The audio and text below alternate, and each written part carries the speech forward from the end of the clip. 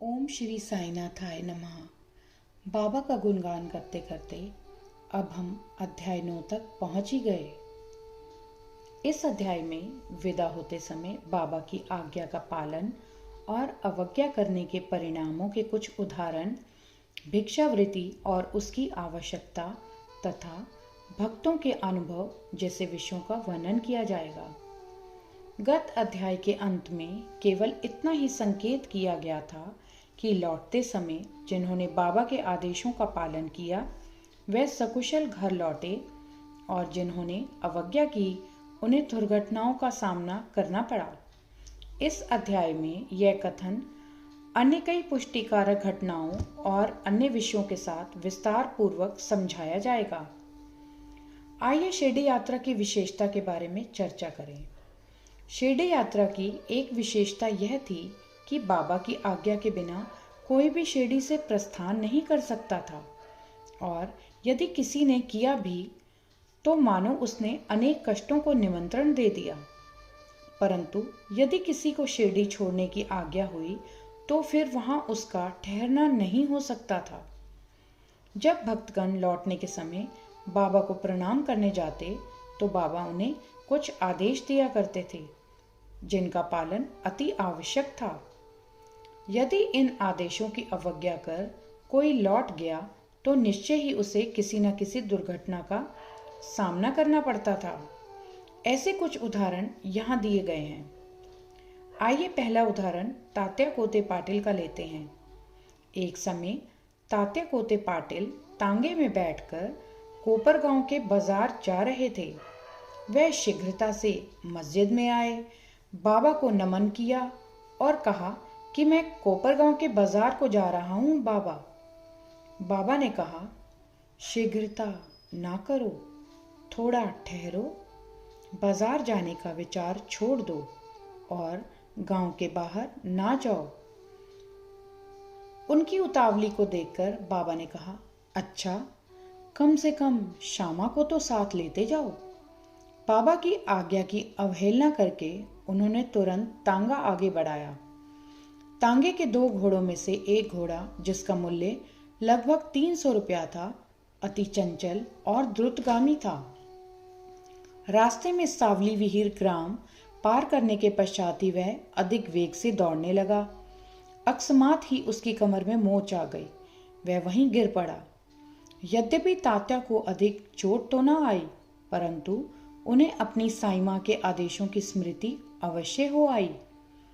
एक अन्य अवसर पर कुल्हार ग्राम को जाते हुए भी उन्होंने बाबा के आदेशों की अवज्ञा की थी और ऊपर वर्णित घटना के समान ही दुर्घटना का उन्हें सामना करना पड़ा था। ऐसे ही एक यूरोपियन महाशय की कथा आपको सुनाती हूँ। एक समय बंबई में एक यूरोपियन महाशय नाना साहेब चांदोरकर से परिचय पत्र प्राप्त कर किसी विशेष कार्य से शिरडी आए। उन्हें एक आलीशान तंबू में ठहराया गया। वह तो बाबा के समक्ष नत होकर कर कमलों का चुंबन करना चाहते थे। इसी कारण उन्होंने 3 बार मस्जिद की सीढ़ियों पर चढ़ने का प्रयत्न किया, परंतु बाबा ने उन्हें अपने समीप आने से रोक दिया। उन्हें आंगन में ही ठहरने और वहीं से दर्शन करने की आज्ञा मिली। इस विचित्र स्वागत से अप्रसन्न होकर उन्होंने शीघ्र ही शिरडी से प्रस्थान करने का विचार किया और विदा लेने के हेतु वह वहां आए। बाबा ने उन्हें दूसरे दिन जाने और शीघ्रता न करने की राय दी। अन्य भक्तों ने भी उनसे बाबा के आदेशों का पालन करने की प्रार्थना की, परंतु वह सबकी उपेक्षा कर तांगे में बैठकर रवाना हो गए। कुछ दूर तक तो घोड़े ठीक ठीक चलते रहे, परंतु सावली विहीर गांव पार करने के एक बाइसिकल सामने से आई, जिसे देखकर घोड़े भयभीत हो गए और द्रुत गति से दौड़ने लगे। फलस्वरूप तांगा उलट गया और महाशय जी नीचे लुढ़क गए और कुछ दूर तक तांगे के साथ साथ घिसटते चले गए। लोगों ने तुरंत ही दौड़कर उन्हें बचा लिया, परंतु चोट अधिक आने के कारण उन्हें कोपरगांव के अस्पताल में शरण लेनी पड़ी। इस घटना से भक्तों ने शिक्षा ग्रहण की कि जो बाबा के आदेशों की अवहेलना करते हैं उन्हें किसी न किसी प्रकार की दुर्घटना का शिकार होना ही पड़ता है और जो आज्ञा का पालन करते हैं वे सकुशल और सुखपूर्वक घर पहुंच जाते हैं। आइए अब ये जानते हैं कि भिक्षावृत्ति की आवश्यकता क्या है और क्यों। अब हम भिक्षावृत्ति के प्रश्न पर विचार करेंगे। संभव है कि कुछ लोगों के मन में यह संदेह उत्पन्न हो कि जब बाबा इतने श्रेष्ठ पुरुष थे तो फिर उन्होंने आजीवन भिक्षावृत्ति पर ही निर्वाह क्यों किया। इस प्रश्न को दो दृष्टिकोणों के साथ समक्ष रखकर हल किया जा सकता है। पहला दृष्टिकोण, भिक्षावृत्ति पर निर्वाह करने का कौन अधिकारी है। शास्त्रानुसार वह व्यक्ति जिन्होंने 3 मुख्य आसक्तियों, पहली कामिनी, दूसरी कांचन, तीसरी कीर्ति का त्याग कर आसक्ति मुक्त हो संन्यास ग्रहण कर लिया हो, वह ही भिक्षावृत्ति के उपयुक्त अधिकारी हैं। क्योंकि वह अपने गृह में भोजन तैयार कराने का प्रबंध नहीं कर सकते, अतः उन्हें भोजन कराने का भार गृहस्थों पर ही है। श्री साईं बाबा न तो गृहस्थ थे और न वानप्रस्थी, वह तो बाल ब्रह्मचारी थे। उनकी यह दृढ़ भावना थी कि विश्व ही मेरा गृह है। वह तो स्वयं ही भगवान वासुदेव विश्व पालन करता तथा पर ब्रह्म थे, अतः वह भिक्षा उपार्जन के पूर्ण अधिकारी थे। दूसरा दृष्टिकोण, पंचसुना, 5 पाप और उनका प्रायश्चित।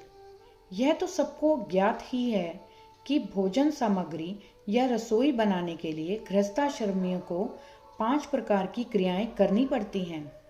पहली कंडनी यानी पीसना, दूसरी पेशनी यानी दलना, तीसरी उद्कुंभी यानी बावड़ी से पानी निकालना, चौथी मार्जनी यानी मांजना और धोना, 5वीं चूली यानी चूल्हा सुलगाना। इन क्रियाओं के परिणाम स्वरूप अनेक कीटाणुओं और जीवों का नाश होता है और इस प्रकार गृहस्थाश्रमियों को पाप लगता है।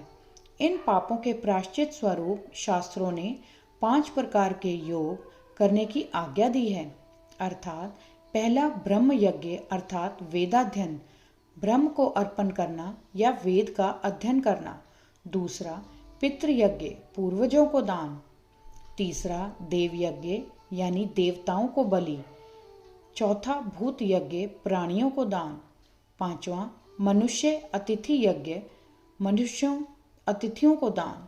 यदि यह कर्म विधि पूर्वक शास्त्रानुसार किए जाएं तो चित्त शुद्ध होकर ज्ञान और आत्मानुभूति की प्राप्ति सुलभ हो जाती है।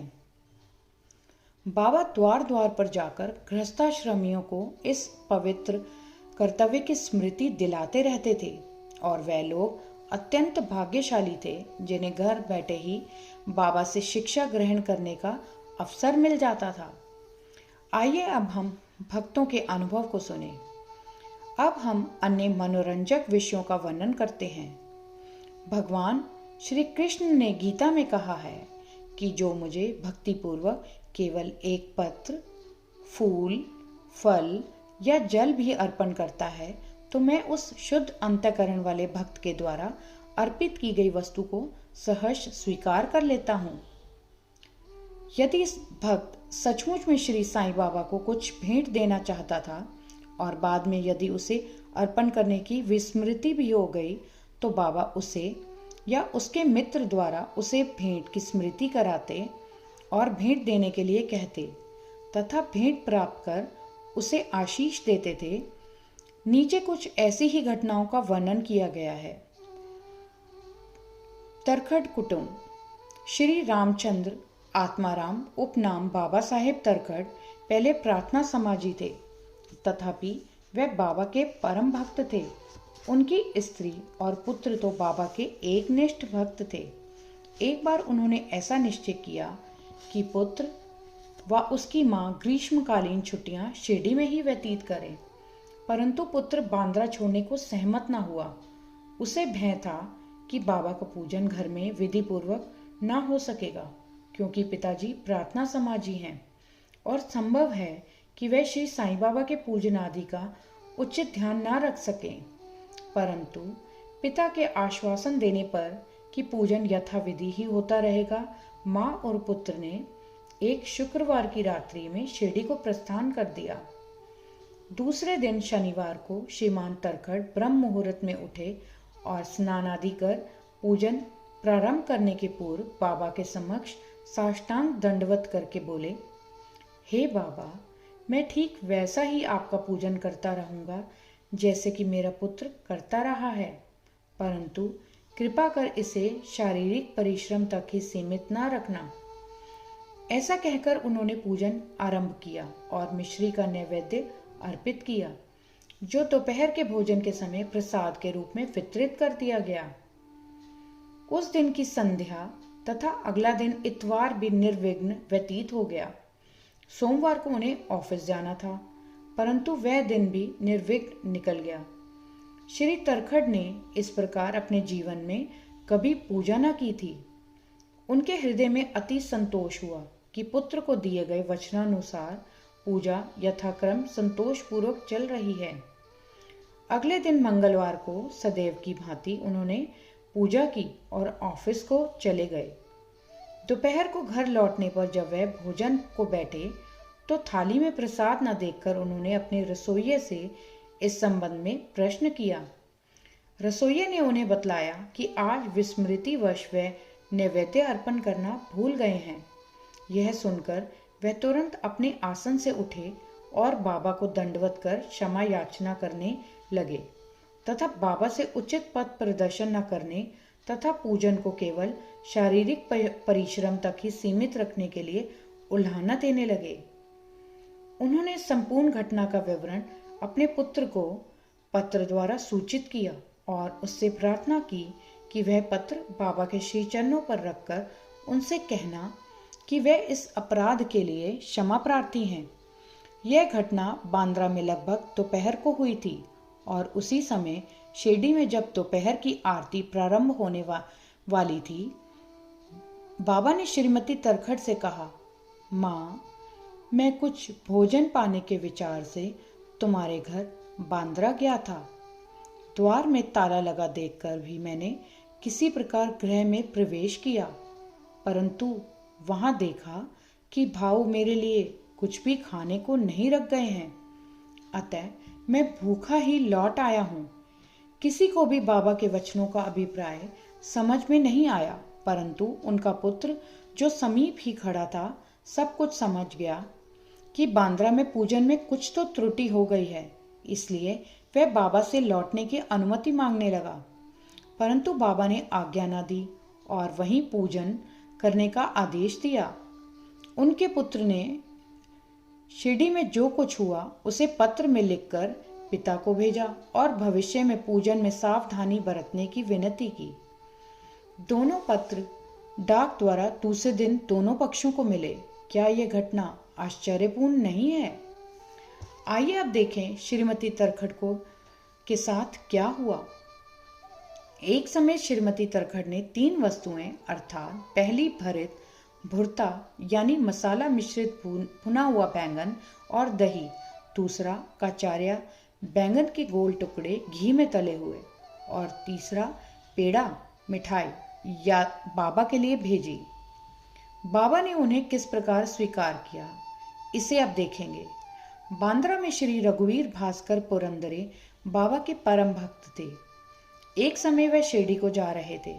श्रीमती तरखड़ ने श्रीमती पुरंदरे को 2 बैंगन दिए और उनसे प्रार्थना की कि शिरडी पहुंचने पर वह 1 बैंगन का भुर्ता और दूसरे का काचार्य बनाकर बाबा को भेंट कर दें।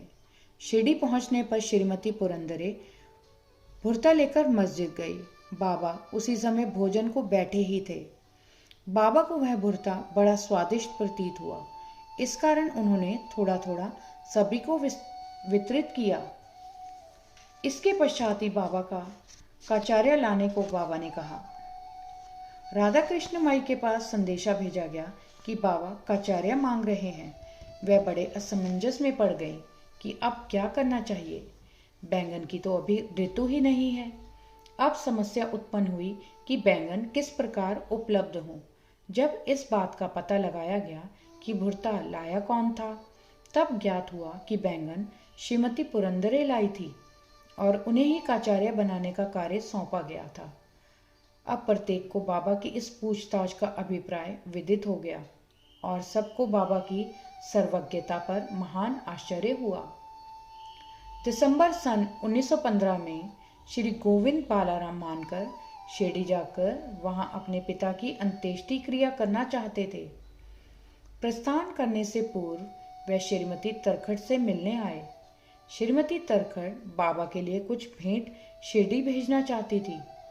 उन्होंने पूरा घर छान डाला, परंतु केवल एक पेड़े के अतिरिक्त कुछ न मिला और वह पेड़ा भी अर्पित नैवेद्य का था। बालक गोविंद ऐसी परिस्थिति देखकर रोने लगा, परंतु फिर भी अति प्रेम के कारण वही पेड़ा बाबा के लिए भेज दिया। उन्हें पूर्ण विश्वास था कि बाबा उसे अवश्य स्वीकार कर लेंगे।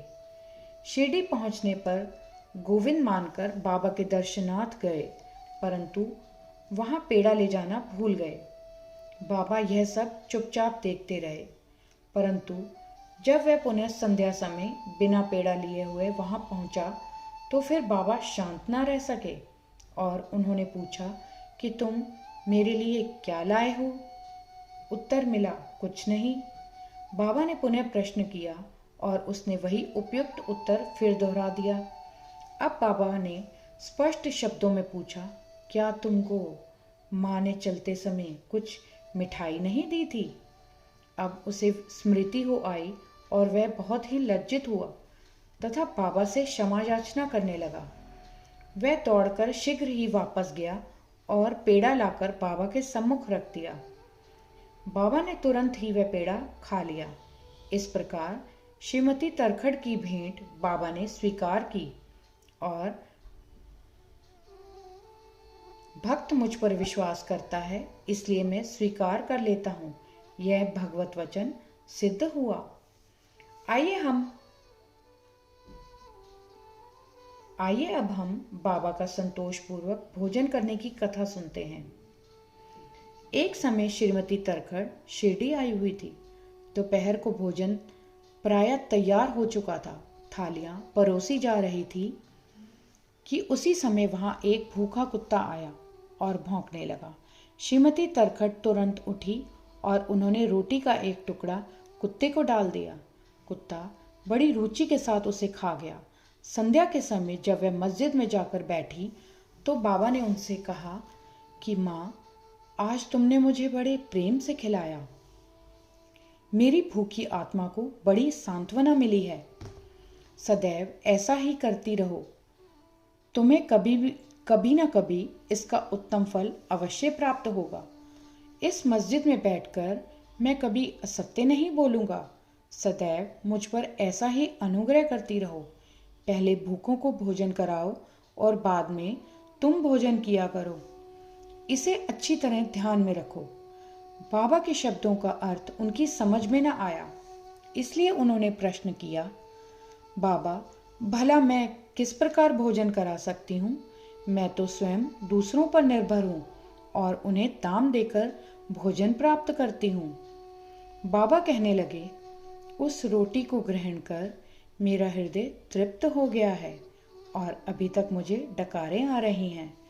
भोजन करने से पूर्व तुमने जो कुत्ता देखा था और जिसे तुमने रोटी का टुकड़ा दिया था, वह यथार्थ में मेरा ही स्वरूप था और इसी प्रकार अन्य प्राणी जैसे बिल्लियाँ, सूअर, मक्खियाँ और गायें आदि ही मेरे ही स्वरूप हैं। मैं उनके ही आकारों में डोल रहा हूँ। जो इन सब प्राणियों में मेरा दर्शन करता है वह मुझे अत्यंत प्रिय है। इसलिए द्वैत या भेदभाव भूलकर तुम मेरी सेवा किया करो। इस अमृत तुल्य उपदेश को ग्रहण कर वह द्रवित हो गई और उनकी आंखों से अश्रुधारा बहने लगी।